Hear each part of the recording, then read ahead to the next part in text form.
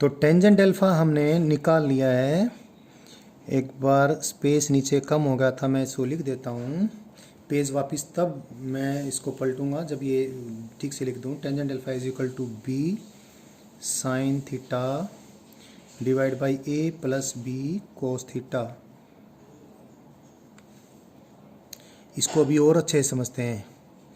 Same diagram मैं दूसरे page पे बनाने वाला हूँ। और देखें, अभी टेंजेंट अल्फ़ा वाली बात थोड़ी सी हो सकता है कच्ची हो, सारी बात ही रिवाइज हो जाएगी। I will show you the previous page. ये था किसका रिप्रेजेंटेशन? ये था वेक्टर ए का रिप्रेजेंटेशन। चेक कर लें ज़रा, था वेक्टर ए का रिप्रेजेंटेशन। ये वेक्टर बी का रिप्रेजेंटेशन था। ये दोनों वेक्टर्स के बीच एंगल थीटा था जिनको हमने ऐड करना था। ये रिजल्टेंट आ गया था। रिजल्टेंट ने ए वेक्टर के साथ जो एंगल बनाया था अल्फ़ा, ये हमने निकालना था। निकाल लिया है। मैं रिवाइज करवा रहा हूँ फार्मूले। सबसे पहले तो पहले तो अल्फ़ा को ही रिवाइज करवा देता हूँ। अभी आपने किया है। टेंजेंट अल्फ़ा की वैल्यू कितनी आई थी? टेंजेंट अल्फ़ा की वैल्यू मैंने निकाल दी थी। देखो, आप देखें, आपको चेक करवा दूंगा। ये था ऊपर B sine theta divide by A plus B cos theta. ये अभी आपको याद करवा रहा हूँ मैं, बिल्कुल याद हो जाएगा आपको। देखें ज़रा, यही तो आया था, B sine theta divide by A plus B cos theta. B sine theta divide by A plus B cos theta. इसको याद करना बहुत ज़रूरी है। कैसे याद करें? 1 मिनट के लिए मैं इसको कवर कर देता हूँ। देखो, अभी आपको ये याद हो जाएगा। मैंने टेंजेंट अल्फ़ा लिखना है। टेंजेंट अल्फ़ा लिखने के लिए थोड़ा नीचे लिख देता हूँ, मेरा पेन ही नहीं चलेगा या तो। टेंजेंट अल्फ़ा मैंने लिखना है। तो ये देखें, टेंजेंट अल्फ़ा में जो अल्फ़ा एंगल है, ये रिजल्टेंट ने किस वेक्टर के साथ बनाया है? ए के साथ या बी के साथ? देखो डायग्राम में ये ए के साथ बना है। तो पहले तो हम क्या करें, ये मैं याद करने का तरीका बता रहा हूँ। वैसे तो सारा कुछ हो ही गया है। This is I can call it a desi method. देसी मेथड है आपको याद करवाने का। तो कैसे इसको याद करें? पहले तो आप ये देखें, जिन दो वेक्टर्स को ऐड कर रहे हैं उनके बीच में एंगल कितना है? Theta.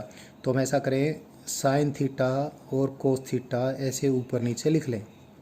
Sine theta by cos theta लिख लिया। अब ऊपर भी और नीचे भी उस वेक्टर की मैग्नीट्यूड के साथ मल्टीप्लाई करें जिसके साथ अल्फ़ा नहीं बन रहा। अल्फ़ा किसके साथ नहीं बन रहा? बी वेक्टर के साथ नहीं बन रहा।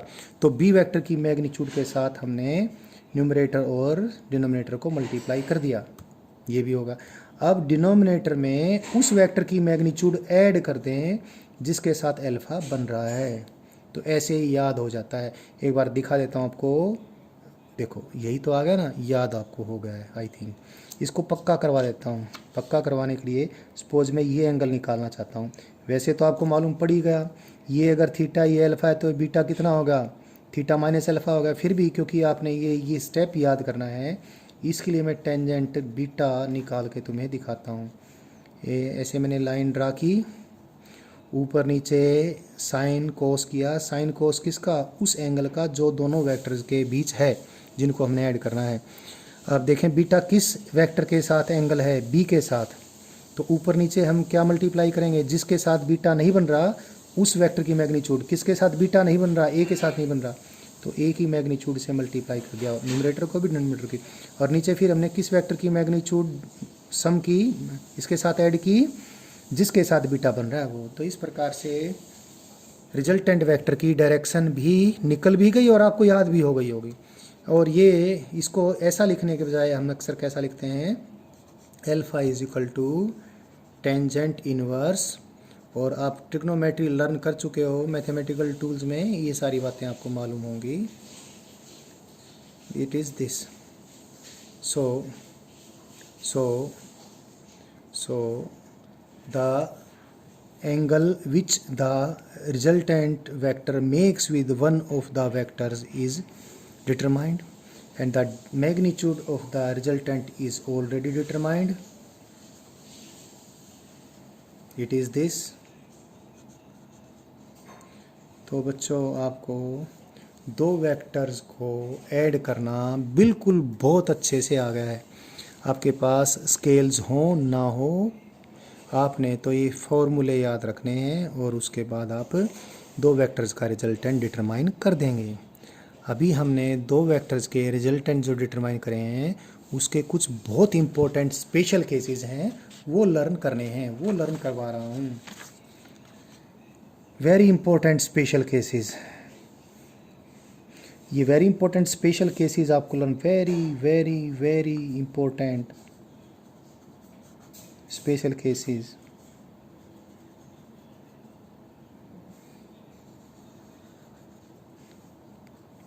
स्पेशल केसेस मैं आपको बताऊं उससे पहले मैं जिन दो वेक्टर्स को ऐड कर रहा हूं, कोई जनरल केस लेकर उनके बीच में एंगल थीटा लेकर ये पैरेललोग्राम वापस एक बार ड्रा कर देता हूं।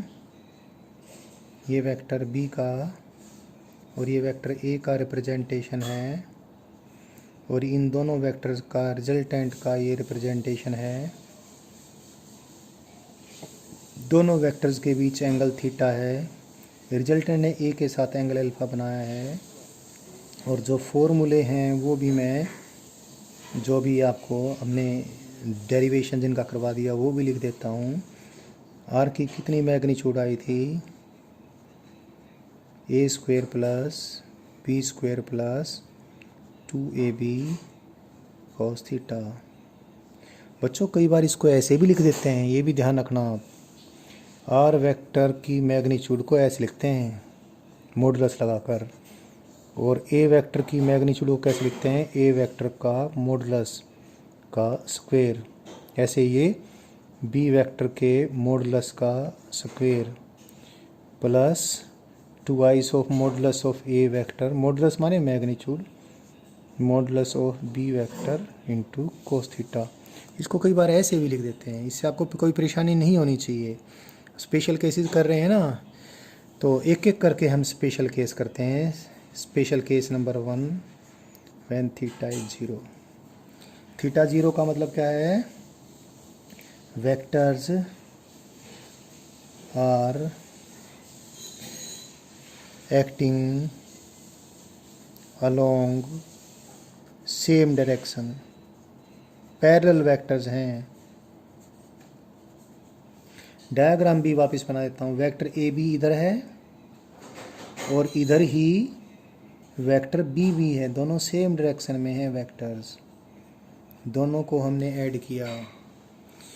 रिजल्टेंट वेक्टर की मैग्नीट्यूड देखें इस फॉर्मूले को, इस फॉर्मूले में थीटा की वैल्यू 0 पुट कर दें और A square plus B square plus 2ab cos 0 1 होता है, A square plus B square plus 2ab क्या होगा, ए प्लस बी का होल स्क्वायर का स्क्वायर रूट, तो r is equal to A plus B.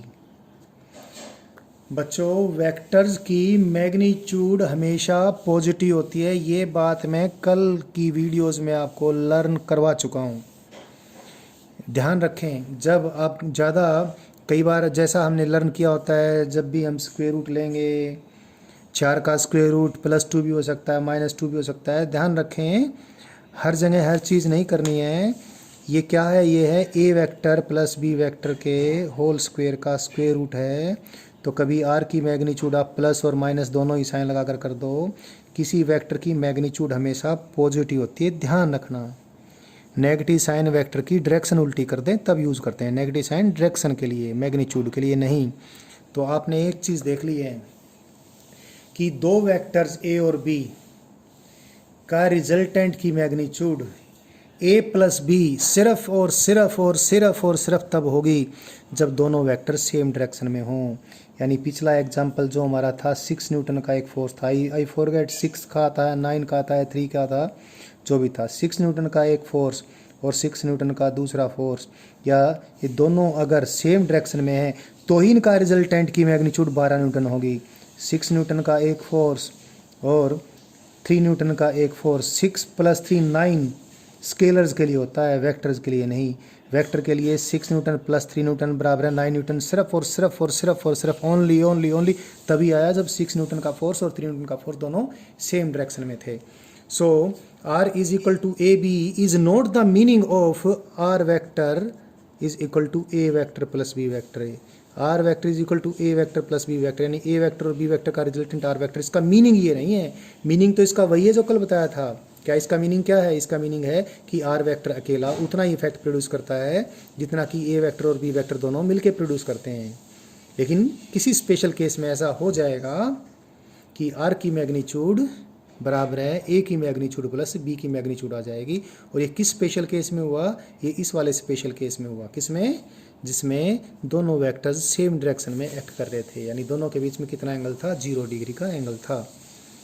दूसरा special case, suppose A and B are anti parallel. Anti parallel माने they are acting opposite to each other. Theta is equal to pi, pi कह लें यहाँ 180 degree कर लें, 180 degree कह लें, आपकी मर्जी है। So this is the direction of vector A and this is the direction of vector B.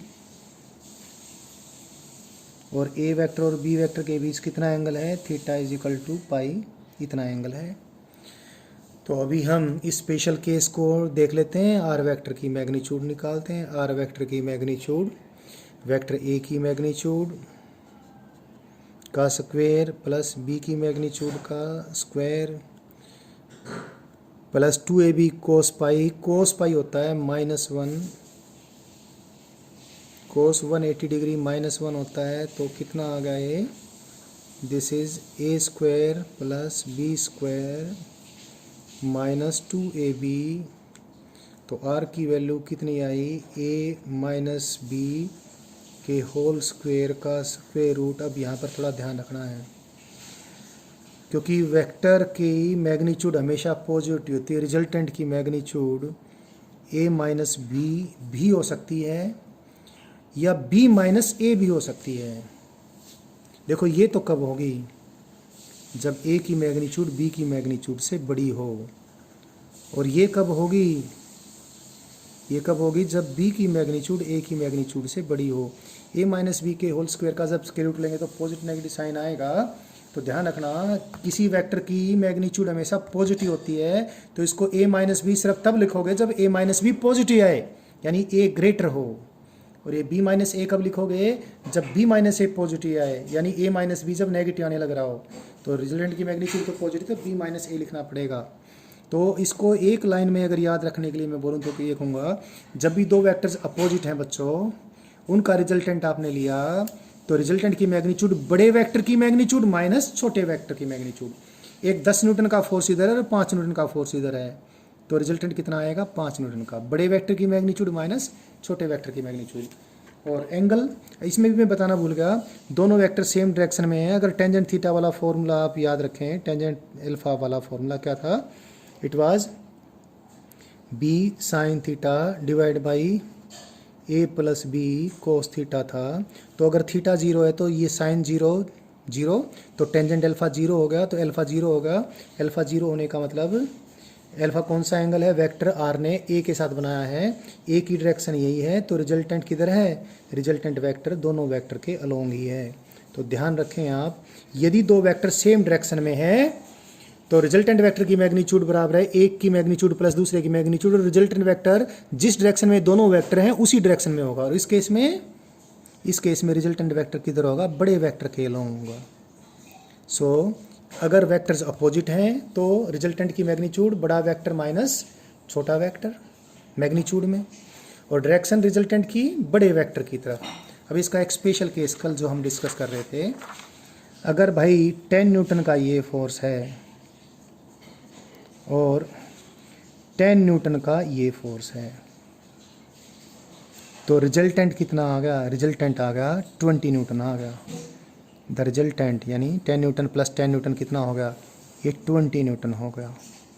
लेकिन अगर 10 न्यूटन इधर था और 10 न्यूटन इधर था, अब इन दोनों वेक्टरों को सब्ट्रैक्ट नहीं कर रहे, ऐड कर रहे हैं। 10 Newton plus 10 Newton opposite direction में, तो रिजल्टेंट कितना आ गया? रिजल्टेंट 0 न्यूटन आ गया। सो 10 न्यूटन प्लस 10 न्यूटन 0 न्यूटन से लेकर 20 न्यूटन तक कुछ भी हो सकता है। कितना होगा? डिपेंड करेगा एंगल कितना है। अगर 10 न्यूटन और 10 न्यूटन के बीच में एंगल ना, तो इस केस में तो एंगल कितना 0 था, इस केस में एंगल कितना था, पाई था। एंगल अगर ना जीरो हो ना पाई हो